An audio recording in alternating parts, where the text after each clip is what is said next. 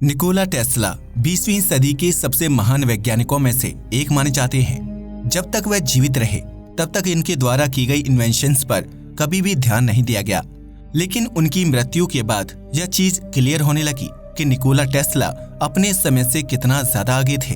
आपको जानकर हैरानी होगी कि निकोला टेस्ला द्वारा इन्वेंट की गई चीजों की वजह से ही आज हमारे पास स्मार्टफोन टेक्नोलॉजी, वाईफाई और अल्टरनेटिंग करंट जैसी आधुनिक और इम्पोर्टेंट टेक्नोलॉजीज हैं। आपके घर में जो भी बिजली सप्लाई होती है वह असल में अल्टरनेटिंग करंट होता है, जो इसके दूसरे रूप यानी डायरेक्ट करंट के मुकाबले काफी ज्यादा सेफ और एनर्जी एफिशिएंट होता है। फिजिक्स में रुचि रखने के अलावा निकोला टेस्ला का दिमाग मिस्टीरियस चीजों को सुलझाने में भी लगा रहता था, और उन्हीं में से एक मिस्टीरियस चीज थी इजिप्ट के पिरामिड। इजिप्ट के पिरामिड हमेशा से ही वैज्ञानिकों के लिए एक बहुत बड़ी पहेली रहे हैं। आज भी यह सुनकर अचंभा होता है कि 4500 साल पहले बिना किसी मॉडर्न टेक्नोलॉजी के इंसानों ने इतनी विशालकाय चीज का निर्माण कैसे किया था। इससे भी ज्यादा चौंकाने वाली चीज ये है कि इस पिरामिड को बहुत ही सटीकता से बनाया गया है। इजिप्ट में मौजूद यह 3 फेमस पिरामिड आसमान में मौजूद इन 3 तारों के साथ अलाइंड हैं। सिर्फ इतना ही नहीं, इन पिरामिड के कोऑर्डिनेट्स एग्जैक्टली प्रकाश की रफ्तार के बराबर हैं, जो एक बहुत ही चौंकाने वाली बात है। आज से 4500 साल पहले बिना किसी मॉडर्न टेक्नोलॉजी के प्रकाश की रफ्तार का पता लगाना एक इम्पॉसिबल चीज लगती है। निकोला टेस्ला के मुताबिक पिरामिड असल में बहुत ही मिस्टीरियस थे और शायद इनका इस्तेमाल एनर्जी ट्रांसफर करने के लिए किया जाता था। अब शायद आपके दिमाग में ये सवाल आ सकता है कि आखिर पिरामिड के जरिए एनर्जी ट्रांसफर कैसे किया जा सकता है। आज की इस वीडियो में हम आपको इसी चीज के बारे में बताने वाले हैं, इसलिए इसे अंत तक जरूर देखिएगा। इजिप्ट के पिरामिड 25 लाख पत्थरों के ब्लॉक से बने हुए हैं, जिनका टोटल वजन करीब 60 लाख टन है। इतने बड़े पत्थरों को एक के ऊपर एक रखना और फिर इतनी ऊंचाई वाले पिरामिड को बनाना आज भी इंजीनियर्स का दिमाग चकरा देता है। वैज्ञानिक बताते हैं कि अगर हम मॉडर्न टेक्नोलॉजी का इस्तेमाल करते हुए आज इन पिरामिडों को रिक्रिएट करने की कोशिश करते हैं, तब भी हम इतनी जल्दी और इतनी सटीकता से उनकी कंस्ट्रक्शन को नहीं कंप्लीट कर पाएंगे। पहले ऐसा माना जाता था कि इन तीनों पिरामिड की फॉर्मेशन राजाओं की ममीज को रखने के लिए किया गया था, लेकिन आज तक इस बात का कोई भी ठोस प्रमाण शोधकर्ताओं को नहीं मिला है। कई वैज्ञानिक इस बात का विरोध करते हुए ये कहते हैं कि इन पिरामिड्स को किसी दूसरे स्पेशल रीजन की वजह से बनाया गया था, जो शायद अभी हम समझने में नाकाम है। निकोला टेस्ला हमेशा से ही इन तीनों पिरामिड्स को लेकर बहुत इंटरेस्टेड दिखाई देते थे। ऐसा बताया जाता है कि उन्होंने 20 साल की उम्र से ही इन पर रिसर्च करना शुरू कर दिया था। आने वाले समय में निकोला टेस्ला ने पिरामिड्स के बारे में काफी सारी कंट्रोवर्शियल चीजें बोली, जिन्हें सुनने के बाद उस समय के लोगों ने टेस्ला पर विश्वास करना ही बंद कर दिया। उन्होंने बताया कि पिरामिड्स असल में सिर्फ ऐसे ही नहीं बनाए गए थे, बल्कि उन्हें बनाने के पीछे एक बहुत बड़ा कारण था, और वह कारण था इलेक्ट्रिसिटी ट्रांसफर। टेस्ला ने बताया कि पिरामिड्स को उनकी एनर्जी इलेक्ट्रोमैग्नेटिज्म फोर्स से मिलती थी, और पिरामिड में लगे हुए पत्थर एक इंसुलेटर का काम करते थे, जो अंदर प्रोड्यूस हुई एनर्जी को बाहर नहीं जाने देते थे।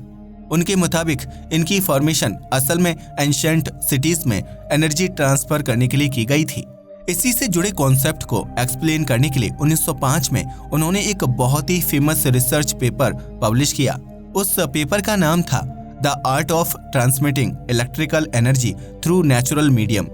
जैसा कि इसके नाम से ही पता चलता है, टेस्ला ने इसमें वायरलेस एनर्जी ट्रांसफर के बारे में चर्चा की थी, और वो भी नेचुरल मीडियम का इस्तेमाल करते हुए। टेस्ला के मुताबिक हमारी पृथ्वी एक बहुत बड़ा जनरेटर है, जो इलेक्ट्रोमैग्नेटिक फोर्स को जनरेट करता है। वह इसी इलेक्ट्रोमैग्नेटिक फोर्स को खींचकर इलेक्ट्रिसिटी जनरेट करना चाहते थे, और फिर बिना किसी वायर के पूरी दुनिया में उसे ट्रांसफर करना चाहते थे। यह सुनने में भले ही थोड़ा पेचीदा लग सकता है, लेकिन मैं आपकी जानकारी के लिए बता दूं कि आज हमारे पास ऑलरेडी ऐसी कई सारी टेक्नोलॉजीज हैं जो इसी कॉन्सेप्ट का इस्तेमाल करती हैं। टेस्ला ने अपने रिसर्च पेपर में पृथ्वी के आयनोस्फीयर के बारे में चर्चा की थी, और वह इसी के जरिए पूरी दुनिया में इलेक्ट्रिसिटी को डिस्ट्रीब्यूट करना चाहते थे। उनका यह आइडिया अपने समय से बहुत ही आगे था, और उस समय ऐसे रिसोर्सेज भी नहीं मौजूद थे जिनके जरिए इसे संभव बनाया जा सके। ऐसे में आपकी जानकारी के लिए बता दूं कि आयनोस्फीयर पृथ्वी के ऊपरी वायुमंडल में मौजूद आयन और फ्री इलेक्ट्रॉन्स की एक लेयर को कहते हैं। यह पृथ्वी की सतह से 48 किलोमीटर की ऊंचाई से शुरू होती है और करीब 965 किलोमीटर की ऊंचाई तक जाती है। निकोला टेस्ला इसी लेयर का इस्तेमाल करते हुए पूरी दुनिया में बिजली को ट्रांसफर करना चाहते थे। उन्होंने अपने रिसर्च पेपर में वर्ल्ड वायरलेस सिस्टम और वेंडरक्लिफ टावर नाम के कॉन्सेप्ट को इंट्रोड्यूस किया था। वह एक ऐसे टावर की कंस्ट्रक्शन करना चाहते थे जिसमें हाई वोल्टेज इलेक्ट्रिसिटी को आयनोस्फीयर में रिलीज करके उसे पूरी दुनिया में ट्रांसफर किया जा सके। आपको जानकर हैरानी होगी कि शोरम न्यूयॉर्क में निकोला टेस्ला ने इस टावर की कंस्ट्रक्शन को शुरू भी कर दिया था। 57 मीटर ऊंचे इस टावर को आप अपनी स्क्रीन पर देख सकते हैं। इस टावर के नीचे कई सारे इलेक्ट्रिकल इक्विपमेंट मौजूद थे जो इलेक्ट्रिसिटी को प्रोड्यूस करने और उसे ट्रांसफर करने के लिए इस्तेमाल किए जाने थे। दुख की बात यह है कि निकोला टेस्ला के पास इस प्रोजेक्ट को कंटिन्यू करने के लिए खुद के पैसे नहीं थे।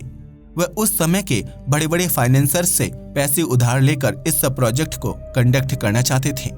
जब इस टावर की कंस्ट्रक्शन खत्म हुई और असल एनर्जी ट्रांसफर के एक्सपेरिमेंट की बारी आई, तब सभी ने निकोला टेस्ला को फंडिंग देने से इनकार कर दिया।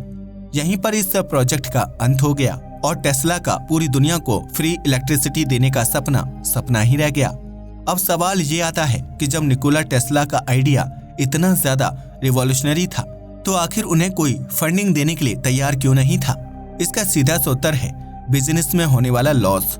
उस समय ज्यादातर लोग तेल और कोयले का बिजनेस करके फेमस होते थे, क्योंकि इन्हीं दोनों का इस्तेमाल करके इंडस्ट्रीज और फैक्ट्री चलाई जाती थी और इन्हीं से इलेक्ट्रिसिटी भी प्रोड्यूस होती थी। दुनिया के पहले अरबपति जॉन डी रॉकफेलर नाम के एक व्यक्ति थे और उनका भी बिजनेस तेल से ही जुड़ा हुआ था। अगर इन्वेस्टर्स निकोला टेस्ला को फ्री इलेक्ट्रिसिटी प्रोड्यूस करने के लिए पैसे देते तो इनडायरेक्टली उन इन्वेस्टर्स को ही एक बड़ा नुकसान झेलना पड़ता। इस फ्री इलेक्ट्रिसिटी की वजह से उनकी कोयले और तेल की इंडस्ट्रीज पर एक बहुत बुरा असर पड़ता जो वह किसी भी हालत में नहीं होने देना चाहते थे। उस समय तो यह प्रोजेक्ट बंद हो गया, लेकिन कई सालों बाद इसी टेक्नोलॉजी का इस्तेमाल स्मार्टफोन और कम्युनिकेशन टेक्नोलॉजी में किया जाने लगा।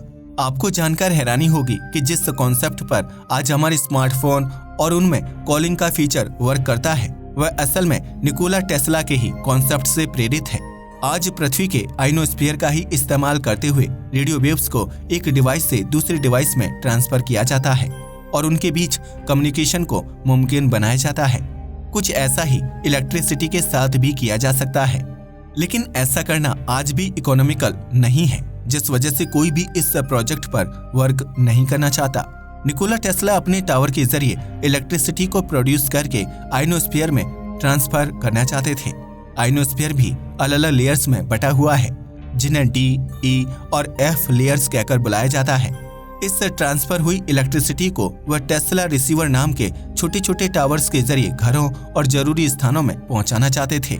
जिस तरह से आज पावर स्टेशन से टावर तक और टावर से घर तक बिजली पहुंचाने के लिए वायर्स का इस्तेमाल किया जाता है, वैसे ही निकोला टेस्ला आयनोस्फीयर को बिजली ट्रांसफर करने के लिए इस्तेमाल करना चाहते थे। टेस्ला के मुताबिक इजिप्ट के पिरामिड्स भी वंडरक्लिफ टावर जैसे ही हैं, जो पहले के समय में बिजली को ट्रांसफर करने के लिए इस्तेमाल किए जाते होंगे। उनके मुताबिक पिरामिड की कंस्ट्रक्शन से ज्यादा उनकी लोकेशन महत्व रखती है। वह ऐसी जगह पर बनाए गए हैं जहां से पृथ्वी के आयनोस्फीयर में इलेक्ट्रिसिटी ट्रांसफर करना बहुत ही आसान होता है। निकोला टेस्ला ने भी अपने वायरलेस एनर्जी ट्रांसफर टावर की कंस्ट्रक्शन को पृथ्वी के मैग्नेटिक फील्ड और इसके इलेप्टिकल ऑर्बिट को ध्यान में रखते हुए करवाया था। अब आपके दिमाग में शायद ये सवाल आ सकता है कि आखिर पृथ्वी की मैग्नेटिक फील्ड और इसके ऑर्बिट से इलेक्ट्रिसिटी ट्रांसफर का क्या कनेक्शन? असल में यह कुछ ऐसा ही है जैसे अलग अलग तरह के वायर्स का इस्तेमाल करने से इलेक्ट्रिसिटी अलग अलग रफ्तार से फ्लो करती है। अगर आप एक कपड़े के धागे से इलेक्ट्रिसिटी को ट्रांसफर करने की कोशिश करेंगे तो आप ऐसा करने में कभी भी सफल नहीं हो पाएंगे। वहीं अगर आप कॉपर के तार का इस्तेमाल करेंगे तो आपको एक बहुत ही अच्छा इलेक्ट्रिसिटी फ्लो देखने को मिलेगा। कुछ ऐसा ही पृथ्वी की मैग्नेटिक फील्ड और इसके ऑर्बिट को ध्यान में रखने से भी होता है।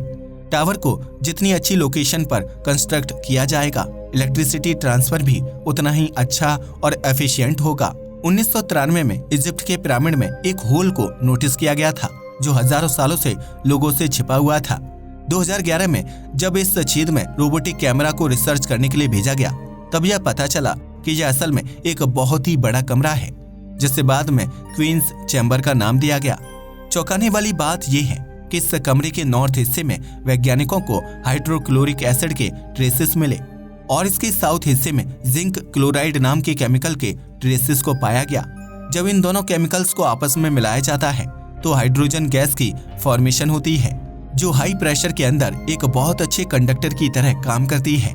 अगर आपको नहीं पता तो बता दूं कि कंडक्टर उन चीजों को कहा जाता है जो इलेक्ट्रिसिटी को बहुत अच्छे से ट्रांसफर करने में सक्षम होती है। इस पिरामिड के अंदर कई सारे पतले रास्ते भी बने हुए हैं, जिसमें किसी इंसान का जाना मुमकिन ही नहीं है। वैज्ञानिक बताते हैं कि अगर इन रास्तों में पानी डाला जाए तो यह पूरी तरीके से भर जाते हैं और इस पानी की वजह से ऐसे केमिकल रिएक्शन स्टार्ट होते हैं जो पिरामिड के ऊपरी हिस्से की ओर एनर्जी को ट्रांसफर करते हैं। चौंकाने वाली बात तो ये है कि जियोलॉजिस्ट द्वारा की गई रिसर्च ये बताती है कि उस समय नाइल रिवर इन पिरामिड के बहुत नजदीक हुआ करती थी और शायद यही पिरामिड में डाले जाने वाले पानी का सोर्स भी थी। इतने विशाल पिरामिड को इतनी सारी कॉम्प्लेक्सिटीज के साथ बनाना सिर्फ एक राजा को दफनाने के लिए सेंस नहीं बनाता। वैज्ञानिक बताते हैं कि इन पिरामिड्स का कोई तो ऐसा पर्पज जरूर था जिसके बारे में अभी तक हम पता नहीं लगा पाए हैं। निकोला टेस्ला के मुताबिक यह पर्पस इलेक्ट्रिसिटी ट्रांसफर था और यही कारण था कि वह इन पिरामिड्स को लेकर हमेशा ही इतने ज्यादा इंटरेस्टेड रहते थे। आपके मुताबिक इन पिरामिड्स की कंस्ट्रक्शन किस लिए की गई होगी? हमें नीचे कमेंट करके जरूर बताइएगा। आज के वीडियो के लिए बस इतना ही। वीडियो पसंद आया हो तो इसे लाइक और शेयर करें। धन्यवाद।